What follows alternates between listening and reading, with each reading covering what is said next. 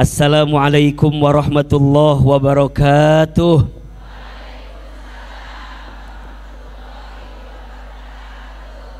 Baik, Bunda, pagi ini kita akan belajar tentang doa, betul? Judulnya adalah agar doa cepat terkabul. Allah memerintahkan kita berdoa. Di mana perintahnya? Nanti Bunda buka di Quran surat Ghafir atau surat Al-Mu'min ayat ke-60. Ini prinsip yang harus Bunda pahami dalam doa. Jadi doa ini perintah siapa?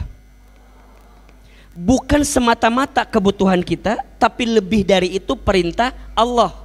Sama, lihat kalimatnya. Kalau ada perintah, maka hukum asalnya perintah itu sesuatu yang harus dilakukan. Kalau tidak dilakukan, maka kita akan mendapatkan apa? Dosa. Lihat, hukum asal perintah itu jika dilakukan mendapatkan pahala, jika tidak dilakukan mendapatkan apa? Dosa. Karena ini perintah. Berarti sama kayak sholat. Berarti sama kayak saum di bulan Ramadan. Berarti sama kayak membayar zakat. Itu kan? Ini bentuknya perintah yang Allah perkenankan. Hebatnya di ayat ini langsung Allah jawab, berdoa kepadaku astajib lakum, maka aku akan perkenankan kepada kamu sekalian. Terus Ustadz, kalau tidak berdoa apa konsekuensinya? Lanjutkan kalimatnya, innalladzina, sesungguhnya orang-orang, yastakbiruna, orang-orang yang sombong itu, Allahu Akbar. Berarti orang yang tidak berdoa kategorinya apa? Dan Bunda tahu yang membuat iblis tidak akan masuk surga gara-gara apa? Sesungguhnya orang-orang yang sombong an ibadati, ya, dia tidak mau menyembahku, sayadkhuluna jahannama dakhirin, maka akan aku masukkan mereka ke dalam jahanam dengan keadaan yang hina. Berarti mohon maaf, orang yang tidak mau berdoa, satu orang yang apa? Sombong. Dua, orang yang tidak mau berdoa berarti orang yang akan masuk ke dalam apa? Neraka jahanam. Dan yang ketiga, orang yang tidak mau berdoa berarti orang yang hina dalam hidupnya.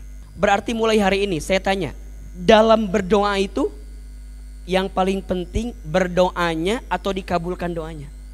Yang paling penting apa? Iya, berdoanya ya.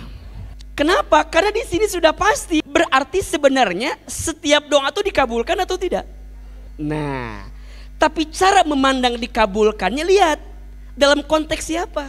Kita kadang-kadang selalu memaksakan apa yang kita mau. Padahal belum tentu itu baik dalam pandangan. Contoh, Bunda, ketika Bunda minta sesuatu, Bunda nggak diberi, bukan nggak diberi. Boleh jadi Allah menyelamatkanmu dari sesuatu yang kamu nggak tahu dalam kehidupanmu. Tapi konteksnya yang harus kita lihat apa? Allah maha baik, Allah maha rahman, Allah maha rahim, Allah maha pengasih, Allah maha penyayang. Kalaupun Allah belum berikan apa yang kita mau, berarti ada sesuatu yang Allah jaga dalam kehidupan kita. Tapi jangan berhenti ketika doa nggak dikabulkan. Maka Ustadz, setelah kita tahu di sini tadi, kalau kita nggak doa apa? Akan jadi orang sombong, terus hina, terus masuk neraka. Lihat, ini bahaya nggak? Tapi di awal ayatnya Allah sampaikan astajib lakum, aku akan kabulkan doa kamu. Betul nggak? Berarti dalam doa nanti ada 3 aspek yang paling penting. 1, kepada siapa kita berdoa. 2, siapa yang berdoa. 3, bagaimana cara berdoa. Sekaligus ini menguatkan, Bunda haram minta ke dukun, haram minta ke orang bodoh, ya, haram. Bahkan jelas itu ayat hadisnya kan, barang siapa yang mendatangi seorang dukun, kemudian dia bertanya sesuatu kepadanya, maka apa? Ibadahnya, sholatnya tidak diterima selama 40 hari 40 malam. Bunda baru datang, nanya nih, baru nanya nih, datang nanya. Ini belum percaya nih, belum percaya. Maka ibadahnya 40 hari tak diterima oleh Allah Subhanahu wa taala. Terus gimana Ustadz? Libur ibadah kita? Bukan, bukan libur. Justru bertobat, jangan ditambah lagi, kira-kira begitu poinnya.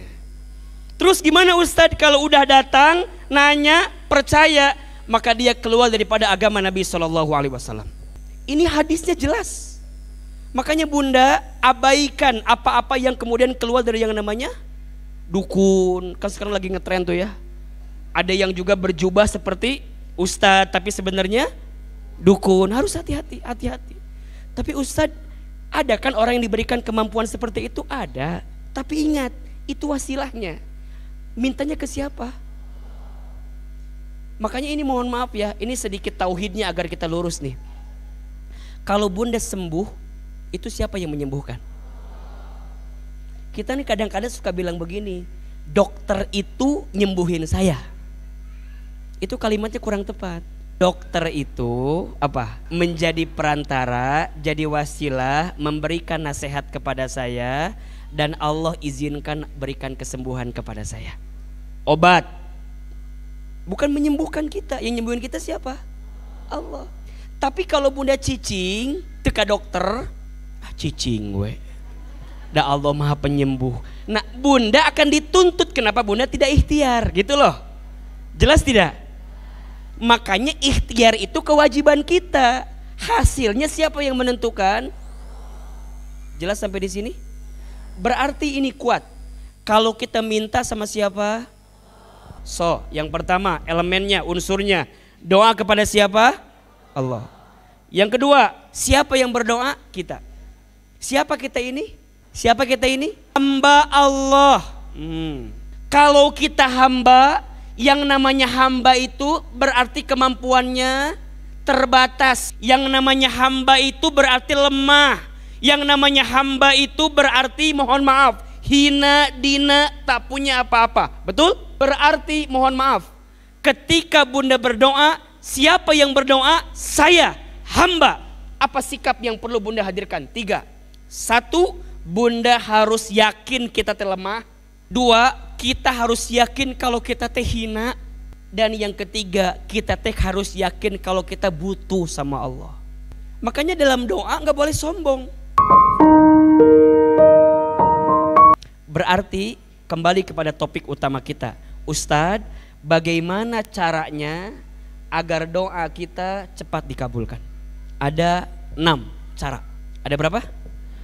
Tapi kembali kepada prinsip tadi, setiap doa dengan izin Allah pasti dikabulkan. Hanya caranya seperti apa Allah mengabulkannya. Di keterangan disebutkan ada 3 caranya kan? Allah selalu mengabulkan apa yang hambanya inginkan. Jawabannya 3. Yes, Allah berikan sesuai apa yang kamu mau. Yang kedua, no, Allah gantikan dengan sesuatu yang terbaik dalam pandangan Allah. Yang ketiga, wait, tunggu, Allah akan berikan di waktu yang tepat apa yang terbaik untuk dirimu. Bahkan mohon maaf, ini mohon maaf ya, Ustadz berikan kabar gembira bagi kita yang mungkin doanya belum dikabulkan. Satu kali ada seseorang yang kemudian di akhirat sana itu menempati tempat VIP atau tempat yang paling keren. Dia bertanya kepada Allah, ya Allah, mengapa aku ditempati di tempat yang indah begini? Bukankah amalku dikit? Bukankah ibadahku kurang sempurna? Bukankah aku banyak salah dan seterusnya? Apa jawaban Allah? Bidu'aikum, aku tempatkan dirimu di tempat ini. Kenapa? Karena doamu yang kamu panjatkan di dunia dan belum aku kabulkan selama di dunia. Jadi Bunda nggak boleh putus asa, karena boleh jadi Allah menyiapkan bukan di sini tapi di mana? Tapi syukur-syukur di dunia dikasih, di akhirat itu yang paling nikmat. Itu kan doa kita kan? Rabbana atina fid dunya wa fil akhirati wa qina. Kita pengen Ustadz bahagia di dunia, bahagia di akhirat. Nah, doa senjatanya, doa kekuatannya. Nah sekarang bagaimana caranya agar doa ini Allah cepat kabulkan? Selain tadi, bagaimana kita merubah diri kita ya? Harus merasa lemah, harus merasa hina, harus merasa butuh. Maka ada berapa ini? 1, 2, 3, 4, 5, 6. 6 cara dengan izin Allah doa kita cepat terkabul? Satu, harus yakin. Keterangannya ada di surat Ghafir ayat 14. Harus apa? Yakin. Yakin apa Hilman? Yakin. Satu, yakin doa kita Allah akan berikan yang terbaik. Ingat, Bunda sayang, doa itu meminta, bukan memaksa. Doa mah minta ke Allah, hasilnya terserah siapa? Tugas kita apa? Minta. Tapi dalam minta kudu yakin. Yakin Allah perkenankan yang terbaik. Kudu yakin plus ikhlas berarti kan. Tapi ikhlas gak mungkin datang kalau kita gak yakin gitu loh. Naon ikhlasnya coba? Kan ikhlas itu menyerahkan semuanya hanya kepada siapa? Menyandarkan semuanya kepada siapa? Bunda gak mungkin ikhlas kalau bunda gak apa? Gak yakin. Karena untuk ikhlas kudu yakin. Bunda bisa menyerahkan hidup bunda kepada seseorang karena apa? Karena yakin. Nah sekarang bunda sama manusia aja bisa yakin, masa sama Allah gak yakin? Jelas tidak? Maka rumus pertama ketika doa harus yakin. Yakin Allah maha mendengar, yakin Allah maha mengabulkan. Bahkan Allah bilang kan, Allah al-mujib, Allah as-sami', Allah al-wasi'. Allah menunjukkan sifat-sifatnya dengan Asmaul Husna yang ditunjukkan kepada kita. Itu menguatkan kita. Maka yang pertama, kalau doa ingin segera terkabul harus apa?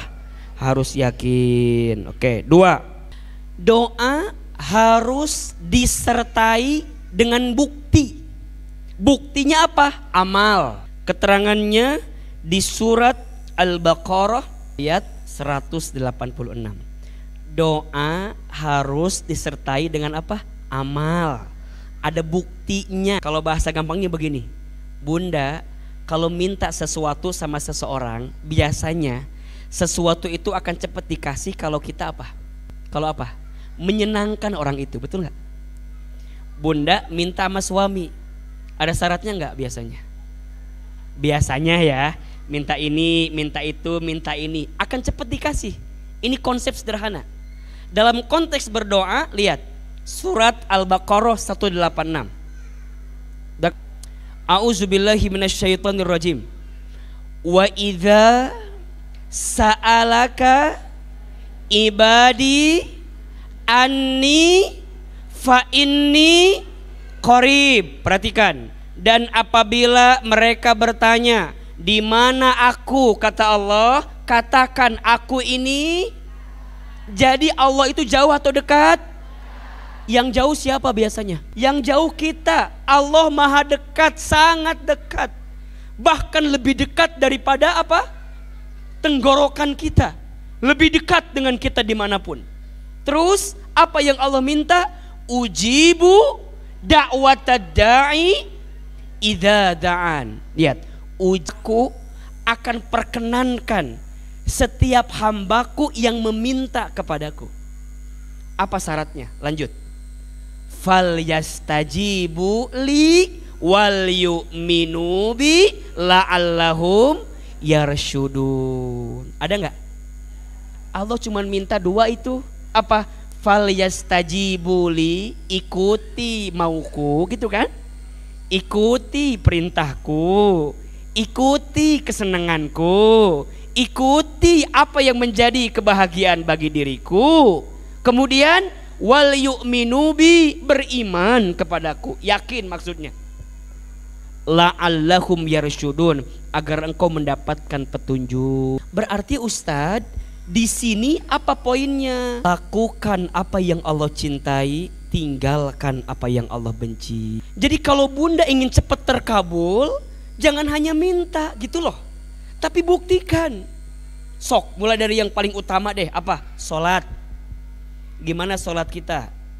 Turunkan zakat, turunkan saum, turunkan haji umroh, turunkan yang sunnah muakkadah lainnya, sedekah infaknya, taklimnya, silaturahminya, semua kebaikan.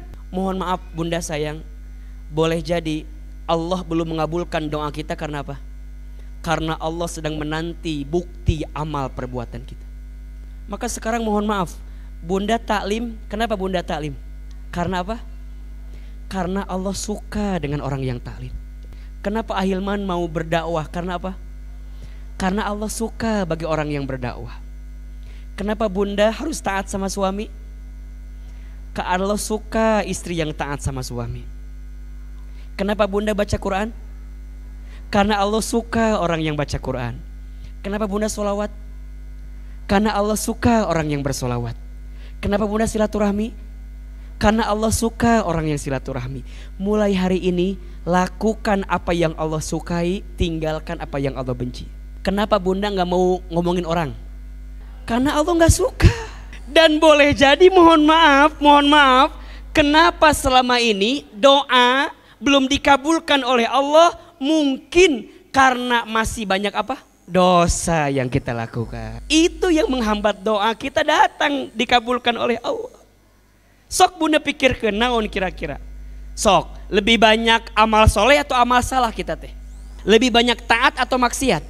Lebih banyak pahala atau dosa? Jadi kita sama Allah diminta doa terus, tapi disertai dengan amal. Buktikan dengan apa? Dengan sesuatu yang Allah cintai, agar Allah perkenankan yang terbaik untuk dirimu. Jelas sampai di sini? Jadi yang pertama, agar doa dikabulkan, apa yang pertama? Harus yakin. Yang kedua, apa? Disertai dengan amal. Yang ketiga, agar doa cepat dikabulkan, tinggalkan maksiat. Termasuk mohon maaf, tinggalkan harta haram yang kita makan. Tinggalkan sesuatu yang buruk dalam hidup kita. Bunda, di antara faktor mengapa doa tidak dikabulkan karena masih ada harta haram yang kita makan. Satu kali ada seseorang yang kemudian bertanya kepada Nabi SAW, ya Rasul, ada seorang pemuda, dia sering berdoa, tapi doanya kenapa nggak dikabulkan terus? Apa jawaban Nabi? Bagaimana mungkin Allah kabulkan sedangkan mat'amu haram, makanannya haram, minumannya haram, pakaiannya haram. Bagaimana mungkin Allah kabulkan permintaannya sedangkan masih ada yang haram dalam hidupnya? Maka hati-hati ini. Bunda ingatkan kepada suami Bunda ya, kalau beliau bekerja, ketika bekerja cari yang halal. Cari yang apa? Halal. Kenapa Ustadz? Karena penghasilan yang didapatkan dari sesuatu yang haram dibawa ke rumah, nanti diberikan kepada istri, kepada anak, kepada keluarga kita, tidak akan menumbuhkan daging. Yang ada akan menjadi bahan bakar di hari kiamat. Mohon maaf, manusia ketika hari kiamat akan ditanya 4 pertanyaan. La tazulu qadama abdin yaumal qiyamah hatta yus'al. Tidak akan bergeser kaki seorang manusia ketika hari kiamat sebelum dia ditanya beberapa pertanyaan. Apa pertanyaannya? 1, an umrihi fi ma'afna. Umurnya dihabiskan untuk apa? Mohon maaf, ingat ya, yang ditanya bukan usia tapi umur. Beda nggak usia sama umur? Apa bedanya usia dengan umur? Beda. Usia itu hitungan angka. Kalau umur apa maknanya? Umur itu hitungan kebermanfaatan dan keberkahan. Ada orang yang usianya pendek tapi umurnya panjang, ada nggak? Baik yang masih hidup atau yang sudah wafat. Guru kita Ustadz Arifin Ilham misalnya, beliau wafat di usia berapa? 49 tahun. Tapi umurnya sampai hari ini masih ada. Kenapa? Karena zikir yang sering beliau lantunkan juga sering kita bacakan. Betul gak? Beliaunya sudah tidak ada, tapi umurnya masih ada. Guru kita yang lain banyak. Orang tua kita mungkin juga usianya sudah gak ada, tapi umurnya masih panjang. Ada orang yang usianya masih muda, tapi kebermanfaatannya luar biasa. Ada gak? Mudah-mudahan apa yang kita hadirkan hari ini mengantarkan umur yang panjang. Makanya kalau ulang tahun apa doanya? Panjang, kan gitunya. Ya, kalau bahasa Arabnya barakallahu fi umri, kan berkah umurmu. Berkah itu bukan angka, berkah itu apa? Kebermanfaatan. Ada orang yang penghasilannya kecil tapi berkah, ada nggak? Pokoknya mah cukup, berkah. Logika nggak nyambung. Anak 5 coba, penghasilannya segitu-gitu, tapi tenang. Ada nggak yang begitu? Nikmat aja. Subuh jamaah ke masjid, ya Allah. Maghrib udah sampai di rumah. Orang tua kita dulu, mohon maaf ya, perasaan gak kayak kita sekarang. Menibanting tulang, tulang banting, kaki di kepala, kepala di kaki, kesana kemari, capek kadang-kadangnya. Tapi itu cukup-cukup kan? Tapi orang tua kita dulu, Masya Allah, itu namanya apa? Berkah. Yang ngasih berkah siapa? Betul? Berarti umur yang ditanya nih, umurmu dihabiskan untuk apa? Makanya dikisahkan sesuatu kali, ada kakek-kakek udah tua tuh bunda.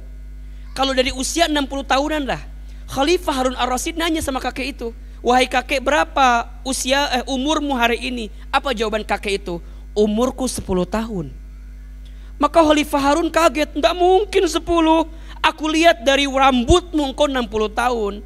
Kata kakeknya, usiaku 64 tahun, tapi umurku 10 tahun. Kenapa? Karena aku baru taat kepada Allah selama 10 tahun ini. Nah sekarang bunda umurnya berapa tahun? Baru 2 tahun. Baru mulai sekarang pakai jilbab begini, baru mulai ngaji segini. Nggak apa-apa, daripada tidak sama sekali, betul? Maka yang ditanya apa? Umur. 2. Wa'an ilmihi fima fa'ala. Manusia ditanya tentang ilmunya, diamalkan untuk apa? Maka yang paling penting dari ilmu itu apa? Amal. Al ilmu bila amalin kasyajari bila thamarin. Ilmu yang tidak diamalkan seperti pohon yang tidak berbuah. 3. Wa'an jismihi fima ablah. Manusia ditanya tentang tubuhnya, digunakan untuk apa? Semua ditanya. Dan yang keempat, perhatikan, wa an malihi min aina iktasabah wa fi ma anfaqah. Manusia akan ditanya tentang hartanya, dari mana harta yang kamu dapatkan dan dibelanjakan kemana harta itu. Maka mohon maaf, kembali kepada topik, kalau doa mau dikabulkan, 1 harus yakin kepada Allah, 2 harus dibuktikan dengan amal perbuatan yang baik, dan yang ketiga tinggalkan apa? Maksiat, tinggalkan sesuatu yang haram dalam kehidupan kita. 4. Kalau doa mau dikabulkan, pilih waktu dan tempat mustajab untuk berdoa. Kapan waktu yang mustajab itu? Catat, di antara waktu yang baik untuk berdoa, 1. 1/3 malam dalam kurung sholat tahajud. 2. Ketika bersujud dalam sholat. Makanya mohon maaf, di antara sunnah juga ya yang Nabi anjurkan, berlama-lama dalam. 3. Setiap selesai sholat 5 waktu. Bunda, lamun udah sholat jangan buru-buru, duduk dulu. Duduk, wirid, zikir, doa sama Allah. Itu mustajab doanya di situ. 4. Di antara waktu azan dan iqomah. Jadi kalau bunda nungguin qomat di masjid misalnya, itu di antara waktunya mustajab untuk berdoa. Yang ke berapa? 5. Hari Jumat. Tuh. Khususnya waktu asar ke maghrib. Waktu turun hujan. Jadi udah mah Jumat sore nih, hujan. Mantep tuh. Angkat tangan. Jadi kalau hujan tuh ulang ngeluh. Hujan deui. Eta teh waktu baik untuk doa. Lanjut. Di bulan Ramadan, khususnya malam Lailatul Qadar. Lanjut. Hari Arafah. Hari Arafah 9 Zulhijjah. Lanjut. Saat dizolimi. Jadi saat disakiti, dizolimi, itu mustajab doanya. Makanya hati-hati. Hati-hati dengan doa orang yang terzolimi. Karena doanya menembus langit, mengabulkan doa-doa yang dimintakan. Terakhir, saat dalam perjalanan. Makanya kalau ada orang yang mau pergi, jangan berharap oleh-oleh wae. Doakan ya Nah, karena doa orang yang pergi itu mustajab. Jelas sampai di sini? Ya. Nah, kalau tempat, ya tentu ada 3 tempat yang sangat mulia di dunia ini. 1. Masjidil Haram di Mekkah Al-Mukarramah. 2. Masjid Nabawi di Madinah Al-Munawwarah. 3, Masjidil Aqsa di Palestina. Bunda yang belum haji umroh, yuk niatkan umroh ya. Niatkan haji, mau atau tidak? Oke. Yang kelima, prasangka baik dengan apa? Doa. Maksudnya apa? Bunda belajar untuk berhusnuzon sama Allah dengan hasil yang Allah berikan dalam hidup kita.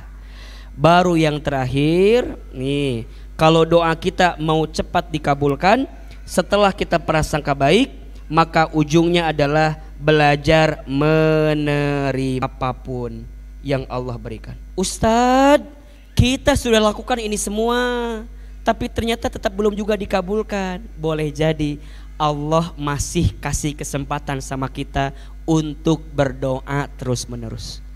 Karena ada kebiasaan, kalau udah dikabulkan gak doa lagi, betul gak?